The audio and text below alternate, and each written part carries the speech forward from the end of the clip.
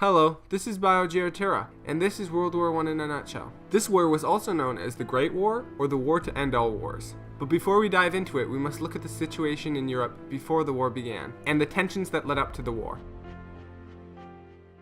The time preceding the 20th century was boom time in Europe. The centuries-old feudal system had been abruptly brought to an end when Napoleon came to power in France. And with Napoleon's rule came hyper-nationalism across Europe, and the reawakening of ancient identities, primarily the German identity. The dream of a pan-Germanic union became realized with Prussia's consolidation of northern Germany into the Northern German Confederation, and after the Franco-Prussian War, the German Empire.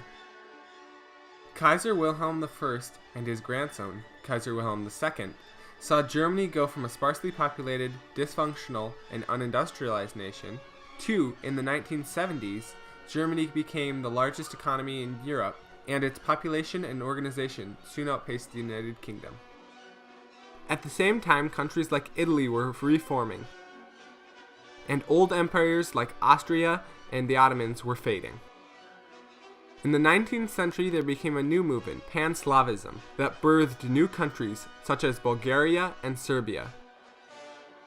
It also created strong independence movements, such as the Young Bosnians and the Serbian independence group, the Black Hand. These movements were supported by a growing power in the East, Russia. And this is where the world came to a head in June 28, 1914, when the heir of the Austro-Hungarian throne, Archduke Franz Ferdinand, and his wife were killed while visiting the town of Sarajevo, in nowadays Bosnia and Herzegovina, by Gavrilo Princip, a member of the Young Bosnians. Austria-Hungarian leadership believed, or at least wanted to believe, the Serbians had been behind it. So they sent an ultimatum inspired by Army Chief of Staff Konrad von Hötzendorf that the Austrian government expected to be rejected. Serbia, with very little choice, agreed to almost everything in the ultimatum, but it wasn't enough for Austria, who declared war on Serbia. Russia, seeing this as Austrian aggression against Slavs, declared war on Austria-Hungary.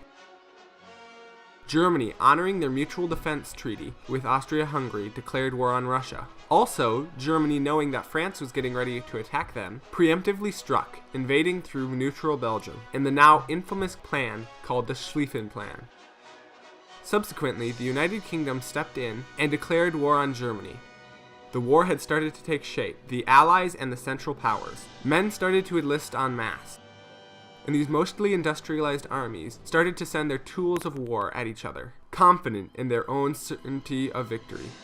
In the first months of the war, the Germans made successful advances against the Belgians, French, and British forces on their way to Paris, both sides taking heavy losses. Eventually, the German offensive slowed down and came to a halt, both sides digging trenches and building other defenses. This became known as the Western Front. On the Eastern Front, Russia invaded Austria-Hungary and was stopped at the Carpathians, while the Russians suffered large defeats against the Germans in Prussia. And on November 1st, 1914, Russia declared war on the Ottoman Empire because of a deception perpetrated by Enver Pasha, leader of the Ottoman Empire, in both Balkan wars. At this point, the war truly became a world war. Next, the British and French attacked the Ottoman colonies, and Anzac, or Australian and New Zealand troops, opened a new front in Gallipoli to take control of the Dardanelles Straits. Soon after, Italy betrayed their allies in Germany and Austria by invading Austria-Hungary when they did not meet Italian demands. In the ocean, Germany was no match for the Allies, despite the best efforts of the Kaiser. So they resorted to U-boat warfare and attacked enemy ships and ships that were transporting goods for their enemies. This policy backfired when they sunk the Lusitania, heavily shifting American opinion on the side of the Allies. Around this time in 1917, on the Eastern Front, the Germans released and supported communist revolutionaries in Russia, and in April 1917, the US joined the war on the side of the Allies, although it would take a large amount of time before the US troops showed up in Europe. In 1918, a peace deal between the Central Powers and Russia was signed. This caused the French and British to have huge difficulties fighting the Germans after 1918. After the 1918 spring German offensive was sabotaged by Unions striking, the Germans had no chance of winning. Later in 1918,